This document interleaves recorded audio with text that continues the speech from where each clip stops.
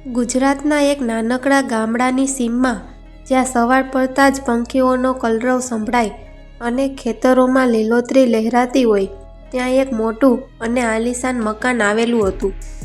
આ મકાનનું નામ હતું શાંતિ નિકેતન. આ ઘરમાં રહેતા જગદીશભાઈ, જેઓ ગામના સૌથી સુખી અને પ્રતિષ્ઠિત ખેડૂત હતા. જગદીશભાઈને 4 સંતાનો, સૌથી મોટી દીકરી જાનકી, મોટો દીકરો આકાશ અને 2 જોડિયા ભાઈઓ જય અને શ્યામ. જય અને શ્યામ તો જાણે એક જ સિક્કાની 2 બાજુ. આખા ઘરમાં આ 4 ભાઈ બહેનોની ધમાચકડી ચાલતી હોય. શિયાળાની ગુલાબી ઠંડીમાં જ્યારે સૂરજ દાદા ધીમેથી આકાશમાં આવે, ત્યારે આખું ઘર હસી ખુશીથી ગુંજી ઉઠતું. જગદીશભાઈના આલીશાન ઘરમાં નોકર ચાકરની કોઈ કમી નહોતી, પણ આ બધામાં એક એવો માણસ હતો જે ઘરના સભ્ય જેવો બની ગયો હતો. એ હતા રામુ કાકા. રામુ કાકા એક આદિવાસી વડીલ હતા. વયની સાથે તેમના ચહેરા પર કરચલીઓ તો પડી હતી, પણ તેમની આંખોમાં ગજબની વફાદારી અને પ્રેમ હતો. જ્યારે જગદીશભાઈ યુવાન હતા અને આ ઘર ચણાયું પણ નહોતું, ત્યારથી રામુ કાકા તેમની સાથે હતા. રામુ કાકા માટે આ ઘર માત્ર નોકરીની જગ્યા નહીં, પણ તેમનું મંદિર હતું. સવારના 4 વાગ્યે ઉઠીને ઢોરને ઘાસ નાખવાથી માંડીને રાત્રે ઘરના દરવાજા બંધ કરવા સુધીનું દરેક કામ રામુ કાકા હસતા મોઢે કરતા. પરંતુ સમયની થપાટ રામુ કાકાને પણ વાગી હતી. હવે તેમનું શરીર પહેલાં જેવું સાથ નહોતું આપતું. ચાલતી વખતે ક્યારેક તેમના પગ ધ્રુજતા, તો ક્યારેક ભારે કામ કરતા તેમને શ્વાસ ચડી જતો. છતાં તેઓ ક્યારેય ફરિયાદ ન કરતા. ઘરના બીજા સભ્યો તો પોતાના કામમાં વ્યસ્ત રહેતા, પણ ઘરની સૌથી મોટી દીકરી જાનકીની નજર રામુ કાકાના થાકેલા ચહેરા પર અટકી જતી. જાનકી સ્વભાવે ખૂબ જ દયાળુ અને સમજદાર હતી. તે જોતી કે રામુ કાકા કેવી રીતે પોતાનું લોહી પાણી એક કરીને ઘરની સેવા કરે છે. એક દિવસ બપોરે જ્યારે રામુ કાકા કાળઝાળ ગરમીમાં પાણીના બેડા ઉપાડીને લાવી રહ્યા હતા, ત્યારે જાનકી દોડીને તેમની પાસે ગઈ. તેણે રામુ કાકાના હાથમાંથી બેડું લઈ લીધું અને બોલી, રામુ કાકા, તમે કેમ આટલું બધું કામ કરો છો? જુઓ તો ખરા, તમને કેટલો પરસેવો વળી ગયો છે. જાઓ, પેલા લીમડાના ઝાડ નીચે બેસો અને થોડો આરામ કરો. રામુ કાકાની આંખોમાં પાણી આવી ગયા. તેમણે કંપતા અવાજે કહ્યું, બેટા, હું તો આ ઘરનો નોકર છું. મારું કામ તો આખી જિંદગી વેતરું કરવાનું જ છે. જાનકીએ હસીને જવાબ આપ્યો, ના કાકા, તમે નોકર નથી, તમે તો મારા કાકા છો અને આજથી હું તમને કોઈ અઘરું કામ કરવા નહીં દઉં. બસ એ દિવસથી જાનકી અને રામુ કાકા વચ્ચે એક એવો અતૂટ સંબંધ બંધાઈ ગયો, જે લોહીના સંબંધો કરતાં પણ વધુ મજબૂત હતો. પણ રામુ કાકાને ક્યાં ખબર હતી કે આ વહાલસોઈ દીકરી, જેને તે પોતાની આંખની કીકીની જેમ સાચવે છે, તે જલ્દી જ આ ઘર છોડીને ચાલી જવાની છે. દિવસો પંખો લગાવીને ઉડવા લાગ્યા. જાનકી હવે મોટી થઈ ગઈ હતી. તેની સમજદારી અને સંસ્કારોની સુવાસ આખા ગામમાં ફેલાયેલી હતી. એક દિવસ જગદીશભાઈએ ઘરમાં ખુશીના સમાચાર આપ્યા કે જાનકી માટે એક ખૂબ જ સારા ઘરનું માંગવું આવ્યું છે અને લગ્ન નક્કી થઈ ગયા છે. આખા ઘરમાં આનંદનો માહોલ છવાઈ ગયો. શરણાઈઓના સૂર સંભળાવા લાગ્યા અને ઘરના ખૂણે ખૂણામાં લગ્નની તૈયારીઓ શરૂ થઈ ગઈ. પરંતુ આ બધી ખુશીઓ વચ્ચે એક ખૂણો એવો હતો જ્યાં શાંતિ છવાયેલી હતી. એ હતો રામુ કાકાનો ખૂણો. જે દિવસે રામુ કાકાએ સાંભળ્યું કે જાનકી હવે સાસરે જવાની છે, તે દિવસથી જાણે તેમના પગ નીચેથી જમીન સરકી ગઈ.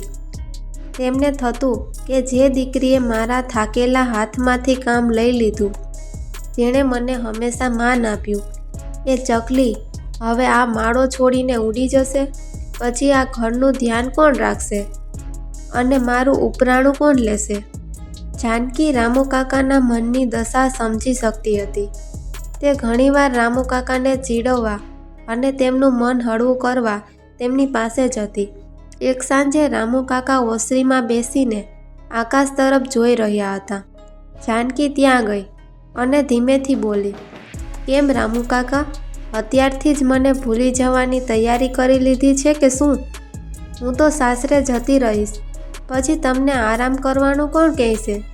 જોજો હો, મમ્મીને કહેતી જઈશ કે મારા રામુ કાકાને વધારે કામ ન સોંપતા. રામુ કાકાની આંખો ભીની થઈ ગઈ. તેમણે ગળગળા અવાજે કહ્યું, બેટા, તું જઈશ પછી આ ઘર સાવ સૂનું થઈ જશે. તારા વિના આ રામુડો કોના ભરોસે રહેશે?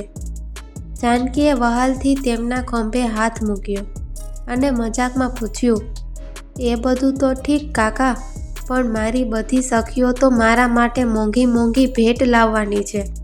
તમે મને શું આપશો? તમે તો મારા વહાલા કાકા છો ને, તો ભત્રીજીને કંઈક અમૂલ્ય ભેટ તો આપવી પડશે ને? જાનકીએ તો સહજ રીતે મજાકમાં આ વાત કરી હતી, પણ રામુ કાકાના હૃદયમાં આ વાત ઘર કરી ગઈ. તે આખી રાત ઊંડા વિચારમાં ડૂબી ગયા. તેમને થયું, જગદીશભાઈ તો જાનકીને સોના ચાંદીના ઘરેણાંથી મઢી દેશે. તેના સાસરીવાળા પણ ખૂબ શ્રીમંત છે. મારા જેવી ગરીબ વ્યક્તિ આ રાજકુમારી જેવી દીકરીને શું આપી શકે? મારી પાસે તો 1 રૂપિયો પણ બચ્યો નથી. રામુ કાકાએ પોતાની આખી જિંદગીની મહેનતની કમાણી જે થોડી ઘણી બચાવી હતી તે બધી ભેગી કરી. તેમણે વિચાર્યું કે સોનું ખરીદવાની તો તેમની હિંમત નહોતી, પણ કંઈક તો એવું હોવું જોઈએ જે જાનકી હંમેશા પોતાની પાસે રાખી શકે. છેવટે તેમણે નક્કી કર્યું કે તેઓ જાનકીને એક ચાંદીની વીંટી આપશે. એવી વીંટી જે તેમના આદિવાસી સમાજમાં દીકરીઓને આશીર્વાદ રૂપે આપવામાં આવે છે. બીજા દિવસે રામુ કાકા છાનામાના શહેર ગયા અને સોનીની દુકાને જઈને પોતાની આખી જિંદગીની મૂડી એ ચાંદીની નાનકડી વીંટીમાં લગાવી દીધી. એ વીંટી પર સુંદર કોતરણી હતી. ભલે તે હીરા જેવી ચમકતી નહોતી, પણ તેમાં એક ગરીબ માણસના નિસ્વાર્થ પ્રેમની સુવાસ હતી. લગ્નનો દિવસ આવી પહોંચ્યો. શાંતિ નિકેતન મકાન આજે દુલ્હનની જેમ શણગાર્યું હતું. આખું ગામ જગદીશભાઈની લાડકવાઈ દીકરી જાનકીના લગ્નમાં ઉમટી પડ્યું હતું. ચારે બાજુ મંગળ ગીતો ગવાઈ રહ્યા હતા. હજારો દીવાઓથી ઘર ઝગમગી રહ્યું હતું. રસોડામાં પકવાનની સુગંધ પ્રસરી રહી હતી. પણ આ ધામધૂમની વચ્ચે રામુ કાકા ક્યાંય દેખાતા નહોતા.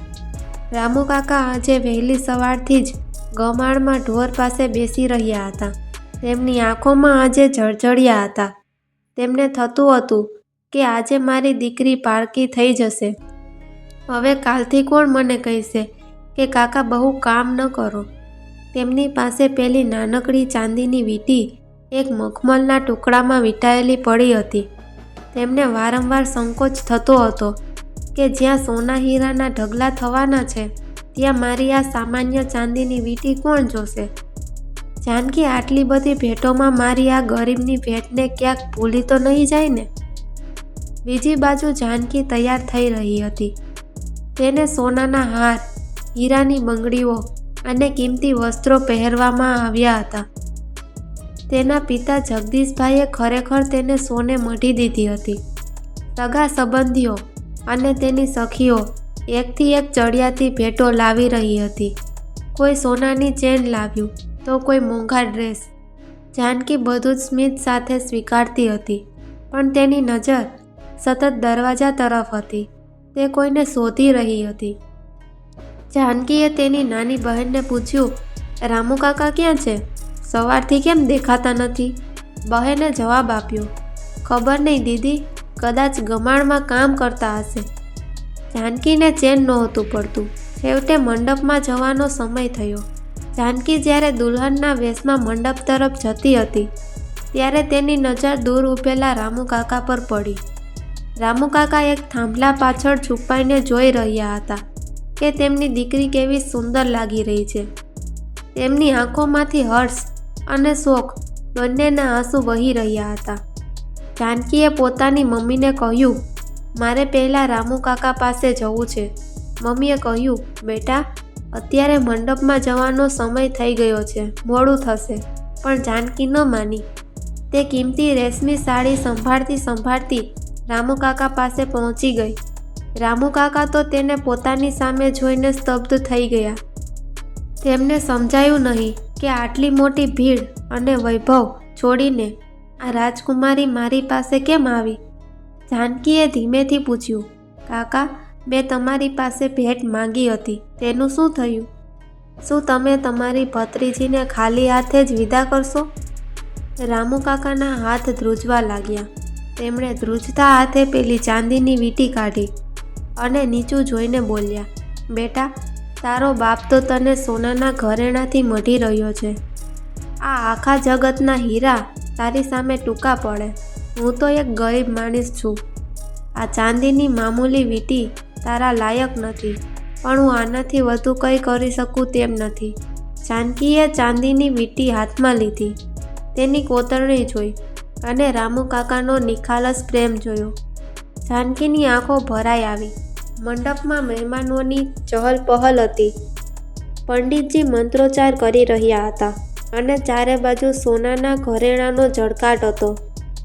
જગદીશભાઈએ જાનકીના હાથે હીરા જડિત એક અત્યંત કિંમતી વીંટી પહેરાવી હતી, જેની કિંમત લાખોમાં હતી. બધાની નજરે ચમકતા હીરા પર હતી, પણ જાનકીનું મન તો હજુ પણ પેલા ખૂણામાં ઊભેલા રામુ કાકા પાસે જ અટકેલું હતું. રામુ કાકાએ આપેલી ચાંદીની વીંટી જાનકીએ પોતાની મુઠ્ઠીમાં મજબૂત રીતે પકડી રાખી હતી. તેને લાગતું હતું કે આ વીંટીમાં રામુ કાકાના આશીર્વાદ અને વર્ષોનો પ્રેમ સમાયેલો છે. જાનકીએ ધીમેથી પેલા હીરાની વીંટીવાળી આંગળીની બાજુમાં જ રામુ કાકાની ચાંદીની વીંટી પહેરી લીધી. જ્યારે લોકોની નજર જાનકીના હાથ પર પડી, ત્યારે કાનાસુની શરૂ થઈ. કોઈએ ધીમેથી કહ્યું, જુઓ તો ખરા, આટલી કિંમતી હીરાની વીંટીની બાજુમાં આ ચાંદીની વીંટી કેવી ખરાબ લાગે છે. જાનકીને આવી શોભા દેતી હશે? જગદીશભાઈને પણ થોડો સંકોચ થયો. તેમણે ધીમેથી જાનકીના કાનમાં કહ્યું, બેટા, આ ચાંદીની વીંટી અત્યારે કાઢી નાખ. તારા સાસરીવાળા શું વિચારશે? તારા હાથમાં હીરા જ શોભે. જાનકીએ સ્થિર અવાજે અને ભીની આંખે પિતા સામે જોયું અને કહ્યું, પિતાજી, તમે મને સોનું આપ્યું એ તમારો વૈભવ છે, પણ રામુ કાકાએ મને જે આપ્યું છે એ તેમનું આંખું છે. આ હીરો કદાચ પૈસાથી ફરી મળી જશે, પણ આ ચાંદીની વીંટીમાં રામુ કાકાનો જે પરસેવો અને નિસ્વાર્થ પ્રેમ છે તે ક્યાંય નહીં મળે. મારા માટે આ વીંટી હીરા કરતાં પણ વધુ અમૂલ્ય છે. જાનકીના શબ્દો સાંભળીને આખા મંડપમાં શાંતિ છવાઈ ગઈ. રામુ કાકા, જે દૂર ઊભા રહીને આ બધું જોઈ રહ્યા હતા, તેમના ગાલ પરથી આંસુની ધાર વહેવા લાગી. તેમણે ક્યારેય વિચાર્યું નહોતું કે તેમની એક સામાન્ય ભેટને આટલું મોટું સન્માન મળશે. લગ્નની વિધિઓ પૂર્ણ થઈ. હવે સમય હતો વિદાયનો. ઘરના આંગણે ગાડી તૈયાર હતી. જાનકી પોતાના પિતા, માતા અને ભાઈઓને મળીને ખૂબ રડી. પણ જ્યારે રામુ કાકાની વારી આવી, ત્યારે જાનકી ગાડીમાં બેસવાને બદલે દોડીને રામુ કાકાને વળગી પડી. એક જમીનદારની દીકરી અને એક ગરીબ નોકરનો આ મિલાપ જોઈને ત્યાં હાજર રહેલા દરેક વ્યક્તિની આંખમાં આંસુ આવી ગયા. જાનકીએ ગદગદ કંઠે કહ્યું, કાકા, આ વીંટી મારા હાથમાં નહીં, મારા હૃદયમાં રહેશે. જ્યારે પણ મને આ ઘરની યાદ આવશે, ત્યારે હું આ વીંટીને જોઈ લઈશ. તમે પોતાનું ધ્યાન રાખજો હો. રામુ કાકાના મોઢામાંથી શબ્દો નહોતા નીકળી રહ્યા. તેઓ બસ ધ્રુજતા હાથે જાનકીના માથા પર આશીર્વાદ આપી રહ્યા હતા. સમય કોઈની રાહ જોતું નથી. વર્ષો વીતતા ગયા. જાનકી પોતાના સાસરે સુખી હતી, પણ તેના પિતાનું ઘર હવે પહેલાં જેવું ગુંજતું નહોતું. જગદીશભાઈ હવે વૃદ્ધ થયા હતા અને રામુ કાકા પણ પથારીવશ હતા. રામુ કાકાની ઉંમર હવે જવાબ આપી રહી હતી, પણ તેમની આંખો હજુ પણ દરવાજા તરફ ટકેલી રહેતી. તેમને ખાતરી હતી કે તેમની દીકરી એકવાર તો તેમને મળવા ચોક્કસ આવશે. એક દિવસ અચાનક ગામના પાદરે એક ગાડી આવીને ઊભી રહી. એ જાનકી હતી. તે પોતાના સંતાનો સાથે પિયર આવી હતી. ઘરમાં પગ મૂકતા જ તેની નજર રામુ કાકાના ઓરડા તરફ ગઈ. તેને સમાચાર મળ્યા કે રામુ કાકાની તબિયત ખૂબ જ નાજુક છે. જાનકી સામાન મૂક્યા વગર સીધી રામુ કાકા પાસે દોડી ગઈ.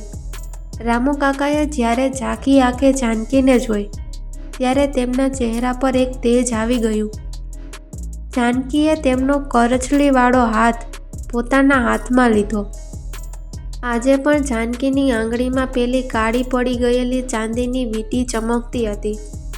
હીરાની વીંટી કદાચ કબાટમાં ક્યાંક પડી હશે, પણ રામુ કાકાની પ્રેમની ભેટ હજુ પણ તેની આંગળીની શોભા વધારતી હતી.